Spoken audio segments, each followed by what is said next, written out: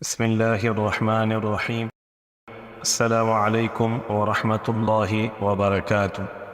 آج ہم بات کریں گے حضرت صالح علیہ السلام کی، اور ان کی زندگی کے اوپر روشنی ڈالیں گے، اور قرآن سے ان کے واقعات کو تلاش کر کے اس کو بیان کرنے کی کوشش کریں گے، اور جن چیزوں کے اوپر روشنی ڈالیں گے ان میں حضرت صالح علیہ السلام کا ذکر قرآن عزیز میں کہاں ہے، حضرت صالح اور سمود کا نسب نامہ کیا ہے، سمود کی آباد کاریاں کدھر تھیں، اور اہل سمود کا دین کیا تھا۔ قرآن عزیز میں قصص کا مطلب معجزہ کی حقیقت، ناقہ کا واقعہ، ناقہ سمود کے لیے خدا ایک نشان تھی، اور سمود کے ہاتھوں ناقہ کی ہلاکت، واقعے سے متعلق چند عبرتیں، اور ناقہ کے متعلق کہ ناقہ کیا تھی۔ تو چلیں شروع کرتے ہیں۔ شروع کرنے سے پہلے اگر آپ نے اس چینل کو سبسکرائب نہیں کیا تو پلیز اس کو سبسکرائب کر دیں اور بیل کا بٹن پریس کر دیں تاکہ آپ کو اس طرح کی مزید ویڈیو مل سکے۔ حضرت صالح علیہ السلام کا ذکر قرآن عزیز میں کل 8 دفعہ آیا ہے۔ سورہ اعراف میں 3 دفعہ آیا ہے، سورہ ہود میں 4 دفعہ آیا ہے، اور سورہ شعراء میں 1 دفعہ آیا ہے۔ حضرت صالح علیہ السلام جس قوم میں پیدا ہوئے اس کو سمود کہتے ہیں، اور سمود کا ذکر 9 صورتوں میں کیا گیا ہے۔ سورہ اعراف، سورہ ہود، سورہ حجر، نمل، نجم، قمر، حاقہ اور شمس۔ علماء انساب قوم سمود کے پیغمبر حضرت صالح علیہ السلام کے نسب نامے میں مختلف نظر آتے ہیں۔ مشہور حافظ حدیث امام بغوی نے آپ کا نسب اس طرح بیان کیا ہے: صالح بن عبید بن آصف بن ماشے بن عبید بن حادر بن سمود، اور وہب بن منبع مشہور تابعی اس طرح نقل کرتے ہیں: صالح بن عبید بن جابر بن سمود۔ وہب تورات کے بہت بڑے عالم بھی ہیں، تاہم حضرت صالح علیہ السلام سے سمود تک نسب کی جو کڑیاں بغوی نے جوڑی ہیں، علماء انساب کے نزدیک وہی تاریخی حیثیت سے راجح اور قرین صواب ہیں۔ اس نسب نامے سے یہ بھی واضح ہوتا ہے کہ اس قوم کو جس کی ایک فرد حضرت صالح علیہ السلام بھی ہے، سمود اس لیے کہا جاتا ہے کہ ان کے نسب نامے کا جد اعلیٰ سمود ہے، اور اسی کی جانب یہ قبیلہ یا قوم منسوب ہے۔ سمود سے حضرت نوح علیہ السلام تک بھی 2 قول ہیں۔ اول سمود بن عامر بن ارم بن سام، اور دوسرا ہے سمود بن عاد بن عوس بن ادم بن سام اور بن نوح علیہ السلام۔ سمود کہاں آباد تھے اور کس خطہ میں پھیلے ہوئے تھے، اس کے متعلق یہ طے شدہ امر ہے کہ ان کی آبادیاں حجر میں تھیں۔ حجاز اور شام کے درمیان وادی قرئی تک جو میدان نظر آتا ہے یہ سب ان کا مقام سکونت ہے، اور آج کل فجرۃ الناقہ کے نام سے مشہور ہے۔ سمود کی بستیوں کے کھنڈرات اور آثار آج تک موجود ہیں، اور اس زمانہ میں بھی بعض مصری اہل تحقیق نے ان کو اپنی آنکھوں سے دیکھا ہے۔ ان کا بیان ہے کہ وہ ایک ایسے مکان میں داخل ہوئے جو شاہی حویلی کہی جاتی ہے۔ اس میں متعدد کمرے ہیں، اور اس حویلی کے ساتھ ایک بہت بڑا حوض ہے، اور یہ پورا مکان پہاڑ کاٹ کر بنایا گیا ہے۔ جو شخص شام سے حجاز کو آتا ہے اس کی راہ میں ان کے مٹے نشان اور بوسیدہ کھنڈرات ملتے ہیں۔ حجر کا یہ مقام جو حج سمود کہلاتا ہے، شہر مدین سے جنوب مشرق میں اس طرح واقع ہے کہ خلیج عقبہ اس کے سامنے پڑتی ہے، اور جس طرح عاد کو عام ارم کہا جاتا ہے، حتیٰ کہ قرآن عزیز نے ارم کو ان کی مستقل صفت بنا دیا۔ اسی طرح ان کی ہلاکت کے بعد ان کو سمود ارم یا عاد ثانیہ کہا جاتا ہے۔ سمود میں اصل میں کیا ہیں اور ان کا وجود کب ہوا اور کس زمانے میں؟ اس سوال کے جواب میں ان کے 2 گروہ ہیں۔ ایک فریق کہتا ہے کہ یہ یہود کا ایک گروہ تھا جو فلسطین میں داخل نہیں ہوا تھا اور یہیں بس گیا تھا، مگر یہ قول نہ صرف پائے تحقیق سے گرا ہوا ہے بلکہ قطعاً غلط اور محمل ہے، اس لیے کہ تمام مورخین بالاتفاق یہ تسلیم کرتے ہیں کہ ابھی وہ زمانہ قریب بھی نہ آیا تھا کہ حضرت موسیٰ علیہ السلام بنی اسرائیل کو مصر سے لے کر نکلتے کہ سمود کی آبادیاں ہلاک و تباہ ہو چکی تھیں اور ان کا قلع قمع ہو چکا تھا۔ نیز قرآن عزیز تصریح کرتا ہے کہ جب حضرت موسیٰ علیہ السلام کو قوم نے جھٹلایا تو آل فرعون ہی میں سے ایک مرد مومن نے یہ کہہ کر اپنی قوم کو ڈرایا کہ تمہاری اس تکذیب یعنی جھوٹ کا نتیجہ کہیں وہی نہ ہو جو تم سے پہلے قوم عاد، قوم سمود اور قوم نوح کا ہو چکا ہے، اور اس کے بعد کی قوموں کا اپنے پیغمبروں کو جھوٹا کہنے کی وجہ سے ہوا تھا۔ سمود نے مصر کے زمانے میں فن سنگ تراشی میں انہوں نے کمال حاصل کر لیا، اس لیے حجر جا کر پہاڑوں اور پتھروں کو تراش کر کے بے نظیر عمارات تعمیر کی اور عام رائج طریقہ پر بھی عالی شان محل بنائے۔ اگر سمود کے مذہب کی بات کریں تو سمود اپنے بت پرست پیشروں کی طرح بت پرست تھے۔ وہ خدائے واحد کے علاوہ بہت سے معبود باطلہ کے پرستار اور شرک میں مبتلا تھے، اس لیے ان کی اصلاح اور احقاق کے حق کے لیے انہی کے قبیلہ میں سے حضرت صالح علیہ السلام کو ناصح پیغمبر اور رسول بنا کر بھیجا گیا، تاکہ وہ ان کو راہ راست پر لائیں، ان کو خدا کی نعمتیں یاد دلائیں جس سے صبح و شام وہ محفوظ ہوتے رہتے ہیں، اور ان پر واضح کریں کہ کائنات کے ہر شے خدا کی توحید اور یکتائی پر شاہد ہے، اور یقینی دلائل اور مسکنت براہین کے ساتھ ان کی نمرائی کو ظاہر کریں اور بتائیں کہ پرستش و عبادت کے لائق ذات احد کے علاوہ کوئی دوسرا نہیں ہے۔ ہم بات کرتے ہیں کہ ناقۃ اللہ کیا ہے۔ حضرت صالح علیہ السلام قوم سمود کو بار بار سمجھاتے اور نصیحت فرماتے رہے، مگر قوم پر مطلق اثر نہ ہوا، بلکہ اس کا بغض و عناد ترقی پاتا رہا اور ان کی مخالفت بڑھتی ہی رہی، اور وہ کسی طرح بت پرستی سے باز نہ آئے۔ اگرچہ ایک مختصر اور کمزور جماعت نے ایمان قبول کر لیا اور وہ مسلمان ہو گئی، مگر قوم کے سردار اور بڑے بڑے سرمایہ دار اسی طرح باطل پرستی پر قائم رہے، اور انہوں نے خدا کی دی ہوئی ہر قسم کی خوشی اور عیش اور رفاعیت کا شکریہ ادا کرنے کے بجائے کفران نعمت کو شعار بنا لیا۔ وہ حضرت صالح علیہ السلام کا مذاق اڑاتے ہوئے کہا کرتے کہ صالح، اگر ہم باطل پرست ہوتے، خدا کے صحیح مذہب کے منکر ہوتے اور اس کے پسندیدہ طریقہ پر قائم نہ ہوتے، تو آج ہم کو یہ دہن دولت، سرسبز و شاداب باغات کی فراوانی، سیم و زر کی بہتات، بلند و عالی محلات کی رہائش، میوجات اور پھلوں کی کثرت، شیریں نیروں اور عمدہ مرغزاروں کی افزائش حاصل نہ ہوتی۔ تو خود کو اور اپنے پیروؤں کو دیکھ اور پھر ان کی تنگ حالی اور غربت پر نظر کر اور بتلا کہ خدا کے پیارے اور مقبول کون ہیں، ہم یا تم۔ حضرت صالح علیہ السلام فرماتے کہ تم اپنی اس رفاعیت اور عیش و سامانی پر شیخی نہ مارو اور خدا کے سچے رسول اور اس کے دین مرحب کا مذاق نہ اڑاؤ، اس لیے کہ اگر تمہارے غرور اور عناد کا یہی حال رہا تو پل بھر میں یہ سب کچھ فنا ہو جائے گا اور پھر تم نہ رہو گے، اور نہ تمہارا یہ ساز و سامان، بے شک سب کچھ خدا کی نعمتیں ہیں، بشرطے کہ ان کو حاصل کرنے والے ان کا شکریہ ادا کریں اور اس کے سامنے سر نیاز جھکائیں، اور بلا شبہ یہی سامان عذاب و لعنت ہیں اگر ان کا استقبال شیخی اور غرور کے ساتھ کیا جائے۔ اس لیے یہ سمجھنا سخت غلطی ہے کہ ہر سامان عیش اور شنود الہیہ کا ثمر ہے۔ سمود کو یہ بھی حیرانی تھی کہ یہ کیسے ممکن ہے کہ ہم ہی میں ایک انسان خدا کا پیغمبر بن جائے اور وہ خدا کے احکام سنانے لگے۔ وہ سخت تعجب سے کہتے، اَأُنزِلَ عَلَيْهِ ذِكْرٌ مِّن بَيْنِنَا، کیا ہماری موجودگی میں اس پر خدا کی نصیحت اتری ہے؟ یعنی اگر ایسا ہونا ہی تھا تو اس کے اہل ہم تھے، نہ کہ صالح۔ اور کبھی اپنی قوم کے کمزور افراد کو جو مسلمان ہو گئے تھے خطاب کر کے کہتے، اَتَعْلَمُونَ أَنَّ صَالِحًا مُرْسَلٌ مِّن رَّبِّهِ، کیا تم کو یقین ہے کہ بلا شبہ صالح اپنے پروردگار کے رسول ہے؟ مسلمان جواب دیتے، قالوا انا بما ارسلتم به مؤمنون، انہوں نے کہا بے شک ہم تو اس کے لائے ہوئے پیغام پر ایمان رکھتے ہیں۔ یہ متکبرین غصہ میں کہتے، انا بالذی آمنتم به کافرون، بلا شبہ ہم تو اس شے کا جس پر تم ایمان ہے انکار کرتے ہیں۔ بہرحال حضرت صالح علیہ السلام کی مغرور اور سرکش قوم نے ان کی پیغمبرانہ دعوت و نصیحت کو یوں تسلیم کرنے سے انکار کر دیا اور خدا کے نشان معجزہ کا مطالبہ کیا۔ تب صالح علیہ السلام نے درگاہ الہی میں دعا کی اور قبولیت کے بعد اپنی قوم سے فرمایا کہ تمہارا مطالبہ اور مطلوبہ نشان اونٹنی شکل میں یہ موجود ہے، دیکھو اگر تم اس کو ایذا پہنچائی تو پھر یہی تمہاری ہلاکت کا ثابت نشان ہوگی، اور خدا تعالیٰ نے تمہارے اور ان کے درمیان پانی کے لیے باری مقرر فرما دی ہے، ایک دن تمہارا ہے اور ایک دن اس کا، لہذا اس میں فرق نہ آئے۔ قرآن عزیز نے اس کو ناقۃ اللہ کا لقب دیا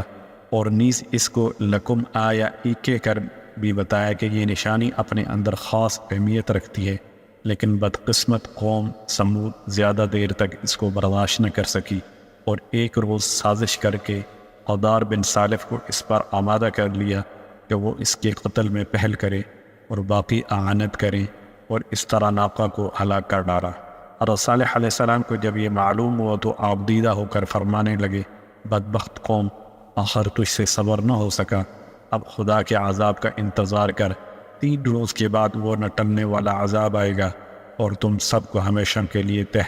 تہس نہس کر جائے گا۔ سید آلوسی اپنی تفسیر روح المعانی جلد نمبر 1 صفحہ 145 اور 46 میں تحریر فرماتے ہیں کہ سمود پر عذاب آنے کی علامات اگلی صبح ہی سے شروع ہو گئی، یعنی پہلے روز ان سب کے چہرے اس طرح زرد پڑ گئے جیسا کہ خوف کی ابتدائی حالت میں ہو جایا کرتا ہے، اور دوسرے روز سب کے چہرے سرخ تھے، گویا خوف و دہشت کا یہ دوسرا درجہ تھا، اور تیسرے روز ان سب کے چہرے سیاہ تھے اور تاریکی چھائی ہوئی تھی۔ یہ خوف و دہشت کا وہ تیسرا مقام ہے جس کے بعد موت ہی کا درجہ باقی رہ جاتا ہے۔ 3 دن کی ان علامات عذاب نے اگرچہ ان کے چہروں کو واقعی زرد، سرخ اور تاریک بنا دیا تھا، لیکن ان رنگوں کی ترتیبی خصوصیت یہ صاف بتا رہی تھی کہ ان کے دلوں کو صالح علیہ السلام کے سچے ہونے کا یقین تھا اور صرف حسد و بغض سے انکار کرتے تھے۔ اب جب کہ خدا کے حکم کے خلاف جرم کر چکے اور اس کی پاداش میں صالح علیہ السلام سے عذاب کی ہولناک خبر سنی، ان پر خوف و دہشت کے وہ فطری رنگ اور نقوش نمایاں ہونے لگے جو موت کے یقین کے وقت خوف و دہشت سے مجرموں کے اندر پیدا ہوا کرتے ہیں۔ اگر اس واقعے کو تفصیل سے دیکھیں تو قوم سمود جب صالح علیہ السلام کی تبلیغ حق سے اکسا گئی تو اس کے سرخیل اور سرکردہ افراد نے قوم کی موجودگی میں مطالبہ کیا کہ اے صالح علیہ السلام، اگر تو واقعی خدا کا فرستادہ ہے تو کوئی نشانی دکھا تاکہ ہم تیری صداقت پر ایمان لے آئیں۔ حضرت صالح علیہ السلام نے فرمایا کہ ایسا نہ ہو کہ نشان آنے کے بعد بھی انکار پر، مصر اور سرکشی پر قائم رہو۔ قوم کے ان سرداروں نے بتایا کہ وعدہ کیا کہ ہم فوراً ایمان لے آئیں گے۔ تب حضرت صالح علیہ السلام نے انہی سے دریافت کیا کہ وہ کس قسم کی نشانی چاہتے ہیں۔ انہوں نے مطالبہ کیا کہ سامنے والے پہاڑ میں سے یا بستی کے اس پتھر میں سے جو کنارے پر نصب ہے ایک ایسی اونٹنی ظاہر کر کہ جو گاں بنو اور فوراً بچہ دے۔ حضرت صالح علیہ السلام نے درگاہ الہی میں دعا کی اور اسی وقت ان کے سامنے پہاڑ یا پتھر میں سے حاملہ اونٹنی ظاہر ہوئی اور اس نے بچہ دیا۔ یہ دیکھ کر ان سرداروں میں سے جندہ بن عمرو تو اسی وقت مشرف با اسلام ہو گیا، اور دوسرے سرداروں نے بھی جب ان کی پیروی میں اسلام لانے کا ارادہ کیا تو ان کے ہیکلوں اور مندروں کے معبدوں نے اس سے باز رکھا اور اسی طرح باقی دوسروں کو بھی اسلام لانے سے روکا۔ اب صالح علیہ السلام نے قوم کے تمام افراد کو تنبیہ کی کہ دیکھو یہ نشانی تمہاری طرف پر بھیجی گئی ہے، خدا کا یہ فیصلہ ہے کہ پانی کی باری مقرر ہے، ایک دن اس ناقہ کا ہوگا اور ایک دن ساری قوم اور اس کے سارے چوپایوں کا، اور خبردار اس کو کوئی اذیت نہ پہنچے، اگر اس کو آزار پہنچا تو پھر تمہاری بھی خبر نہیں۔ قوم نے اگرچہ اس حیرت ناک معجزہ کو دیکھ کر ایمان قبول نہ کیا، لیکن دلوں کے اقرار نے اس کو آزار پہنچانے سے باز رکھا، اور یہ دستور جاری رہا کہ پانی کی باری ایک روز ناقہ کی رہتی اور تمام قوم اس کے دودھ سے فائدہ اٹھاتی، اور دوسرے روز قوم کی باری ہوتی اور ناقہ اور اس کا بچہ بغیر روک ٹوک چراگاہوں میں چرتے اور آسودہ رہتے۔ مگر آہستہ آہستہ یہ بات بھی ان کو کھٹکنے لگی اور آپس میں صلاح و مشورہ ہونے لگے کہ اس ناقہ کا خاتمہ کر دیا جائے تو اس باری والے قصے سے نجات ملے، کیونکہ ہمارے چوپاؤں کے لیے اور خود ہمارے لیے یہ قید ناقابل برداشت ہے۔ یہ باتیں اگرچہ ہوتی رہتی تھیں لیکن کسی کو اس کے قتل کرنے کی ہمت نہ پڑتی تھی۔ پھر ایک حسین و جمیل مالدار عورت صدوق نے خود کو ایک شخص مسدہ کے سامنے اور ایک مالدار عورت عنیزہ نے اپنی ایک خوبصورت لڑکی کو قدار کے سامنے یہ کہہ کر پیش کیا کہ اگر وہ دونوں ناقہ کو ہلاک کر دیں تو یہ تمہاری ملک ہیں، تم ان کو بیوی بنا کر عیش کرو۔ آخر قدار بن سالف اور مسدہ کو اس کے لیے آمادہ کر لیا گیا اور طے پایا کہ وہ راہ میں چھپ کر بیٹھ جائیں گے اور ناقہ جب چراگاہ جانے لگے تو اس پر حملہ کر دیں گے، اور چند دوسرے آدمیوں نے بھی مدد کا وعدہ کیا۔ غرض ایسا ہی کیا گیا اور ناقہ کو اس طرح سازش کر کے قتل کر ڈالا، اور پھر آپس میں حلف لیا کہ رات ہونے پر ہم سب صالح اور اس کے اہل و عیال کو بھی قتل کر دیں گے، اور پھر اس کے اولیاء کو قسمیں کھا کر یقین دلائیں گے کہ یہ کام ہمارا نہیں۔ اور بچہ یہ دیکھ کر بھاگ کر پہاڑ پر چڑھ گیا اور چیختا اور بولتا ہوا پہاڑی میں غائب ہو گیا۔ صالح علیہ السلام کو جب یہ خبر ہوئی تو حسرت و افسوس کے ساتھ قوم سے مخاطب ہو کر فرمایا کہ آخر وہی ہوا جس کا مجھے ڈر تھا۔ اب خدا کے عذاب کا انتظار کرو جو 3 دن کے بعد تم کو تباہ کر دے گا۔ اور پھر بجلی کی چمک اور کڑک کا عذاب آیا اور اس نے رات میں سب کو تباہ کر دیا اور آنے والے انسانوں کے لیے تاریخی عبرت کا سبق دے دیا۔ اس واقعے کے ساتھ ساتھ محدث ابن کثیر نے چند روایات حدیثی بھی بیان فرمائی ہیں۔ مثلا غزوہ تبوک کے موقع پر جب آپ کا گزر حجر پر ہوا تو صحابہ رضی اللہ تعالی عنہم نے سمود کے کنویں سے پانی بھرا اور آٹا گوندھ کر روٹیاں تیار کرنے لگے۔ نبی کریم صلی اللہ علیہ وسلم کو معلوم ہوا تو پانی گرا دینے اور ہانڈیاں اوندھی کر دینے اور آٹا بیکار کر دینے کا حکم فرمایا اور ارشاد فرمایا کہ یہ وہ بستی ہے جس پر خدا کا عذاب نازل ہوا، یہاں نہ قیام کرو اور نہ یہاں کی اشیاء سے فائدہ اٹھاؤ، آگے بڑھ کر پڑاؤ ڈالو، ایسا نہ ہو کہ تم بھی کسی بلا میں مبتلا ہو جاؤ۔ اور ایک روایت میں ہے کہ آپ صلی اللہ علیہ وسلم نے فرمایا کہ تم ان حجر کی بستیوں میں خدا سے ڈرتے، عجز و زاری کرتے اور روتے ہوئے داخل ہوا کرو، ورنہ ان میں داخل ہی نہ ہوا کرو، کہیں ایسا نہ ہو کہ تم اپنی غفلت کی وجہ سے عذاب کی مصیبت میں مبتلا ہو جاؤ۔ اور ایک روایت میں ہے کہ جب رسول اکرم صلی اللہ علیہ وسلم حجر میں داخل ہوئے تو فرمایا کہ اللہ تعالیٰ سے نشانیاں طلب نہ کیا کرو، دیکھو صالح علیہ السلام کی قوم نے نشان طلب کیا تھا اور وہ ناقہ پہاڑ کی کھو سے نکلی اور اپنی باری میں کھا پی کر وہیں واپس چلی گئی، اور جو اس کی باری کا دن تھا اس میں قوم سمود کو اپنے دودھ سے سیراب کرتی تھی، مگر سمود نے آخرکار سرکشی اور ناقہ کی کونچیں کاٹ کر اس کو ہلاک کر دیا، اور نتیجہ یہ نکلا کہ خدا نے ان پر چیخ کا عذاب مسلط کر دیا اور وہ اس عذاب سے گھروں کے اندر ہی مردہ ہو کر رہ گئے۔ صرف ایک شخص ابو رغال نامی باقی بچا،